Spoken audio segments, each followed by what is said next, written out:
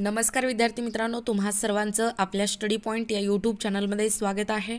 तर विद्यार्थी मित्रांनो, आजच्या व्हिडिओमध्ये आपण महाराष्ट्रातील नदी प्रणाली यावर आधारित काही टॉप प्रश्न पाहणार आहोत, जसे की या अगोदर सर्व स्पर्धा परीक्षेमध्ये विचारण्यात आलेले होते। तर बघा, या ठिकाणी महाराष्ट्रातील नदी प्रणालीवर आधारित प्रश्न या ठिकाणी आपण पाहणार आहोत। तत्पूर्वी तुम्ही जर आपल्या चॅनलवर नवीन असाल किंवा तुम्ही जर कोणत्याही स्पर्धा परीक्षेची तयारी करीत असाल तर आपल्या स्टडी पॉइंट या यूट्यूब चॅनलला लगेचच लाईक आणि सबस्क्राइब करायला विसरू नका। चला तर मग वेळ वाया न घालवता महाराष्ट्रातील नदी प्रणाली याच्यावर आधारित टॉप प्रश्न या ठिकाणी आपण पाहूया। पहिला प्रश्न आहे बघा विद्यार्थी मित्रांनो, कोल्हापूर जिल्ह्याची जीवनवाहिनी कोणत्या नदीस म्हणतात? बघा, प्रत्येक स्पर्धा परीक्षेमध्ये तुम्हाला या महाराष्ट्राच्या भूगोलावर आधारित नदी प्रणालीवर प्रश्न हे हमखास असतात। बघा, या ठिकाणी प्रश्न नीट व्यवस्थित काळजीपूर्वक पहा। कोल्हापूर जिल्ह्याची जीवनवाहिनी कोणत्या नदीस म्हणतात? तर बघा, ऑप्शन्स आहेत पाताळगंगा, पंचगंगा, पैनगंगा आणि पेंच। तर या प्रश्नाचं योग्य उत्तर आहे पंचगंगा। पंचगंगा या नदीला कोल्हापूर जिल्ह्याची जीवनवाहिनी असे म्हणतात। पुढचा प्रश्न पहा, लोणार सरोवर कोणत्या जिल्ह्यात आहे? असाही प्रश्न तुम्हाला येणाऱ्या सर्वच स्पर्धा परीक्षेमध्ये व यामागील सर्व स्पर्धा परीक्षेमध्ये विचारण्यात आलेला प्रश्न आहे। तर बघा, लोणार सरोवर कोणत्या जिल्ह्यात आहे? ऑप्शन्स आहेत यवतमाळ, बुलढाणा, अकोला, जळगाव। तर बरोबर उत्तर आहे या प्रश्नाचं बुलढाणा। बुलढाणा या जिल्ह्यामध्ये लोणार सरोवर आहे। पुढचा प्रश्न पहा, कोकणातील नद्यांची वैशिष्ट्य कोणती? तर बघा, कोणती आहे कोकणातील नद्यांची वैशिष्ट्ये? प्रत्येक नदी आणि त्या नद्यांची वैशिष्ट्य आपल्याला माहीत असणं गरजेचं आहे। स्पर्धा परीक्षेमध्ये या बदलत्या काळामध्ये स्पर्धा परीक्षेमध्ये देखील प्रश्न विचारण्याची पद्धत, प्रश्नाची पातळी ही वाढलेली आहे। त्यामुळे प्रत्येक नदी तुम्हाला माहीत असणं गरजेचं आहे आणि त्या नद्यांची वैशिष्ट्ये कोणती आहेत तेही या ठिकाणी तुम्हाला माहीत असणं गरजेचं आहे। बघा, तर बघा, या ठिकाणी ऑप्शन्स आहेत वेगवान, दुसरा आहे हंगामी वाहतात, तिसरा आहे त्रिभुज प्रदेश नसतो, चौथा पर्याय आहे 1, 2, 3 बरोबर। तर बघा, या प्रश्नाचं योग्य उत्तर आहे 1, 2, 3 बरोबर। म्हणजे कोकणातील नद्यांची जे काही प्रमुख वैशिष्ट्ये आहेत त्यातील कोकणातील नद्या हे वेगवान आहेत, हंगामी वाहतात म्हणजेच पावसाळ्यातच वाहतात आणि त्रिभुज प्रदेश नसतो। त्रिभुज प्रदेश म्हणजे जो गाळ आहे तो गाळ या ठिकाणी संचयन करतो त्याला आपण त्रिभुज प्रदेश म्हणतो, परंतु कोकणातील ज्या काही नद्या आहेत ते त्रिभुज प्रदेश तयार करत नसतात, त्यामुळे त्रिभुज प्रदेश नसतो हाही पर्याय या ठिकाणी बरोबर आहे। त्यामुळे कोकणातील नद्यांची ही 3 वैशिष्ट्ये ही प्रमुख वैशिष्ट्ये आहेत। त्यानंतर पुढचा प्रश्न बघा, पूर्व विदर्भातील नद्या या नदीस मिळतात? तर बघा, कोणत्या नदीस मिळतात पूर्व विदर्भातील नद्या?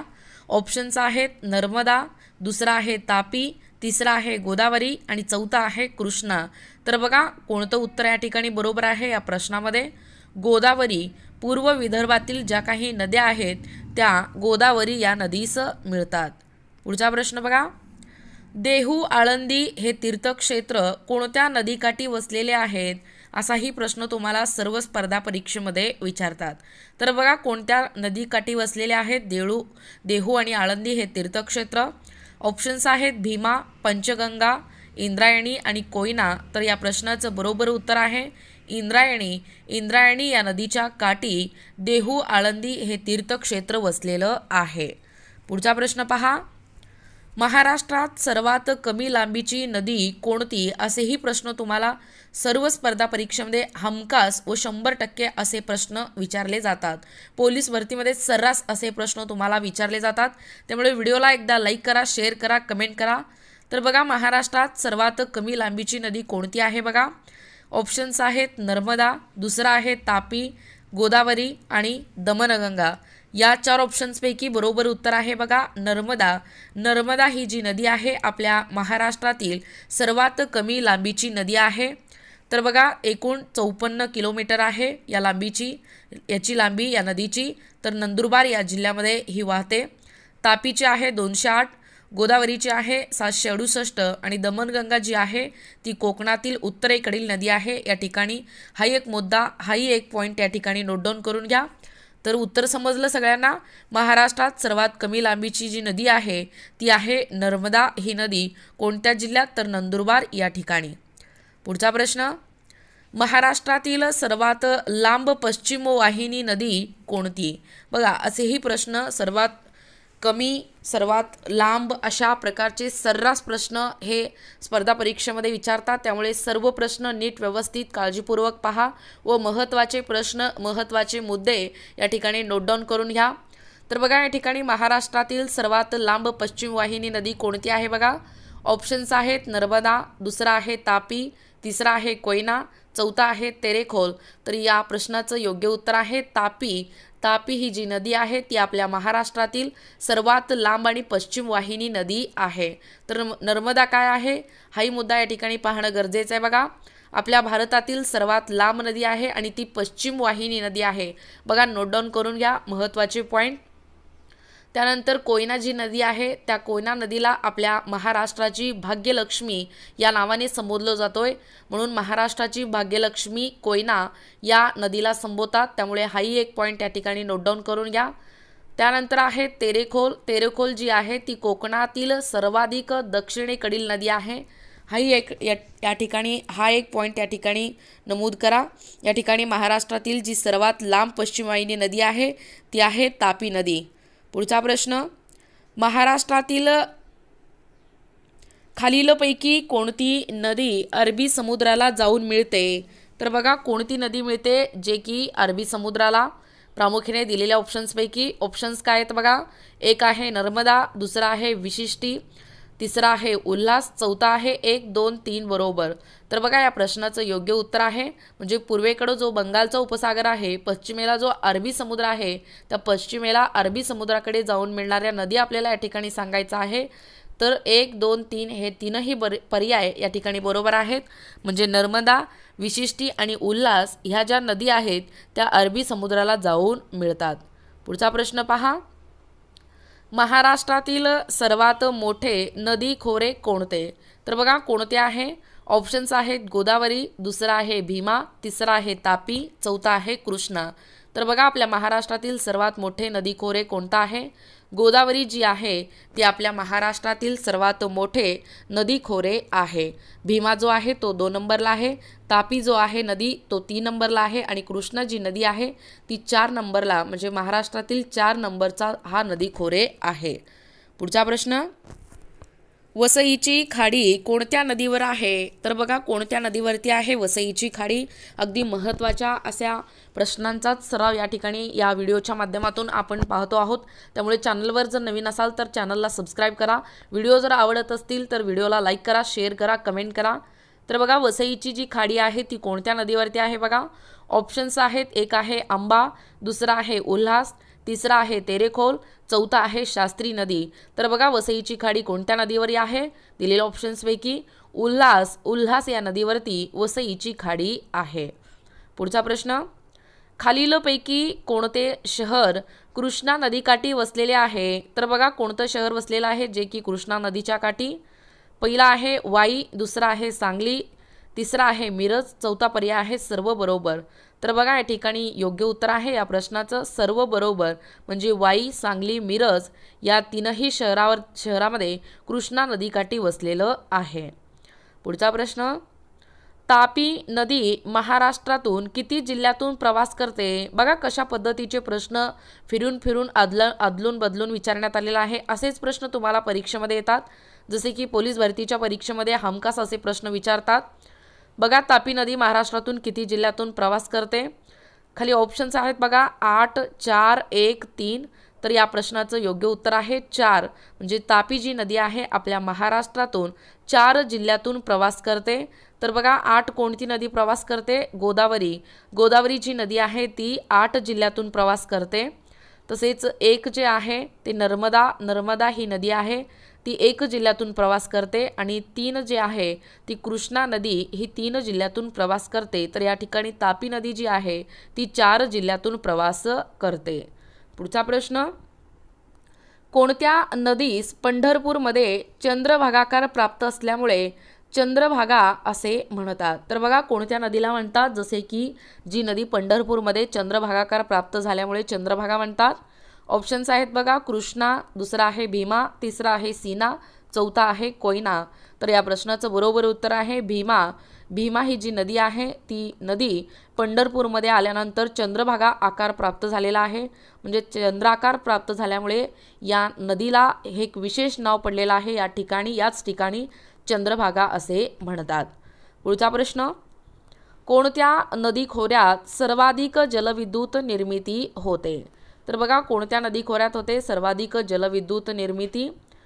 ऑप्शन्स आहेत गोदावरी, दुसरा आहे कोयना, तिसरा आहे भीमा, चौथा आहे कृष्णा। तर बघा दिलेल्या ऑप्शन्सपैकी योग्य उत्तर आहे कोयना। कोयना या नदी खोऱ्यामध्ये सर्वाधिक जलविद्युत निर्मिती होते। कोयना जी आहे ती महाराष्ट्राची भाग्यलक्ष्मी आहे, नोट डाऊन करून घ्या। त्यानंतर पुढचा प्रश्न बघा, अहमदनगर शहर कोणत्या नदीकाठी वसले आहे? तर बघा कोणत्या नदीकाठी वसलेला आहे अहमदनगर शहर? ऑप्शन्स आहेत पहिला आहे तापी, दुसरा आहे सीना, तिसरा आहे गोदावरी, चौथा आहे यापैकी नाही। तर या प्रश्नाचं योग्य उत्तर आहे सीना। सीना या नदीवरती अहमदनगर शहर या नदीच्या काठी म्हणजे सीना या नदीच्या काठी वसलेलं आहे। पुढचा प्रश्न, भीमा नदी महाराष्ट्रातून किती किलोमीटरचा प्रवास करते? तर बघा किती किलोमीटरचा प्रवास करते? या ठिकाणी ऑप्शन देण्यात आलेला बघा 451 मीटर, 451 किलोमीटर, 282 किलोमीटर, 768 किलोमीटर। तर या प्रश्नाचं योग्य उत्तर आहे बघा, प्रश्नामध्ये कन्फ्यूज व्हायचं नाही। बऱ्याच विद्यार्थ्यांनी कमेंट न वाचता ऑप्शन न वाचता या ठिकाणी 451 मीटर हे पर्याय या ठिकाणी बरोबर करतात, त्यामुळे त्या पर्याय चुकीचा आहे बघा। 451 किलोमीटर म्हणजे किलो या ठिकाणी मीटर पूर्ण वाक्य वाचेपर्यंत पूर्ण ऑप्शन वाचेपर्यंत या ठिकाणी उत्तराला टिक मार्क करू नका, जेणेकरून एक मार्क तुमच्या खिशातून तुम्ही स्वतःच घालवाल। त्यामुळे नीट व्यवस्थित काळजीपूर्वक ऑप्शन वाचत जावा कोणत्याही स्पर्धा परीक्षेमध्ये। तर बघा या ठिकाणी 451 किलोमीटर जे आहे ते भीमा नदी ही प्रामुख्याने आपल्या महाराष्ट्रातून 451 किलोमीटरचा प्रवास करते। पुढचा प्रश्न, प्राणहिता ही नदी कोणत्या नदीची उपनदी आहे? तर बघा कोणत्या नदीची उपनदी आहे प्राणहिता ही नदी? ऑप्शन्स आहेत बघा तापी, नर्मदा, गोदावरी आणि पूर्णा। तर या प्रश्नाचं योग्य उत्तर आहे गोदावरी। गोदावरी या नदीची प्राणहिता ही उपनदी आहे। पुढचा प्रश्न बघा, सातपुडा पर्वत कोणत्या दोन नदींची खोरी वेगळी करतो? तर बघा कोणत्या दोन नदीची खोरी वेगळी करतो सातपुडा पर्वत? ऑप्शन्स आहेत पहिला आहे भीमा नदी, कृष्णा नदी, दुसरा आहे नर्मदा नदी, तापी नदी, तिसरा आहे ऑप्शन गोदावरी नदी, भीमा नदी, चौथा आहे यापैकी नाही। तर या प्रश्नाचं योग्य उत्तर आहे नर्मदा नदी आणि तापी नदी या दोनही नदींची खोरी सातपुडा पर्वत ही वेगळी करतो। पुढचा प्रश्न, खालीलपैकी पश्चिम वाहिनी नदी कोणती? तर बघा कोणती आहे दिलेल्या ऑप्शन्सपैकी पश्चिम वाहिनी नदी? ऑप्शन्स कोणकोणते आहेत बघा, एक आहे नर्मदा, दुसरा आहे तापी, तिसरा आहे गोदावरी, चौथा आहे 1 व 2 बरोबर। तर बघा या प्रश्नाचं योग्य उत्तर आहे नर्मदा आणि तापी ह्या ज्या दोन नदी आहेत त्या पश्चिम वाहिनी नदी आहेत। तर विद्यार्थी मित्रांनो अशा पद्धतीने बऱ्याच विद्यार्थ्यांचे आपल्याला फोन होते व कमेंट होते की एकूणच स्पर्धा परीक्षेच्या दृष्टीने विचारण्यात येणारे या महाराष्ट्रातील नदी प्रणालीवर आधारित एखादा व्हिडिओ बनवा। त्यामुळे सर्व विद्यार्थ्यांच्या म्हणण्यानुसार जे विद्यार्थी आपल्याला सांगितलेले होते त्यांच्या सांगण्यावरून त्यांच्या म्हणण्यावरून आजचा हा खास व्हिडिओ सर्व स्पर्धा परीक्षा करणाऱ्या सर्व विद्यार्थ्यांसाठी आहे। त्यामुळे तुमच्या देखील जास्तीत जास्त मित्रांना मैत्रिणींना जास्तीत जास्त शेअर करा, जसे की जे स्पर्धा परीक्षेच्या दृष्टीने प्रयत्न करीत आहेत, जे स्पर्धा परीक्षेची तयारी करीत आहेत त्या सर्व विद्यार्थ्यांना आजचा हा व्हिडिओ शेअर करा। अतिशय महत्त्वाचा असा व्हिडिओ आहे, जसे की वेगवेगळ्या आजपर्यंत विचारण्यात आलेले वेगवेगळ्या स्पर्धा परीक्षेमधील महत्त्वाचे असे प्रश्न जे महाराष्ट्रातील नदी प्रणालीवर आधारित होते ते प्रश्न या ठिकाणी पाहण्याचा व कव्हर करण्याचा प्रयत्न केलेला आहोत। तुम्ही देखील आपल्या या चॅनलच्या माध्यमातून आमच्यासोबत जोडून राहा, जेणेकरून सर्वात अगोदर अशा प्रकारची माहिती तुमच्यापर्यंत येईल। अशीच नवनवीन व महत्त्वाची माहिती तुम्हाला भेटत राहील आपल्या या चॅनलच्या माध्यमातून। तर विद्यार्थी मित्रांनो तुम्हाला जर आमच्या अध्यापनाचे व्हिडिओ आवडत असतील किंवा तुम्ही जर कोणत्याही स्पर्धा परीक्षेची तयारी करीत असाल किंवा तुम्ही जर आपल्या चॅनलवर नवीन असाल तर आपल्या या स्टडी पॉईंट यूट्यूब चॅनलला लगेचच लाईक आणि सबस्क्राईब करायला विसरू नका। भेटूया अशाच पुढच्या नवीन व्हिडिओमध्ये, तोपर्यंत धन्यवाद।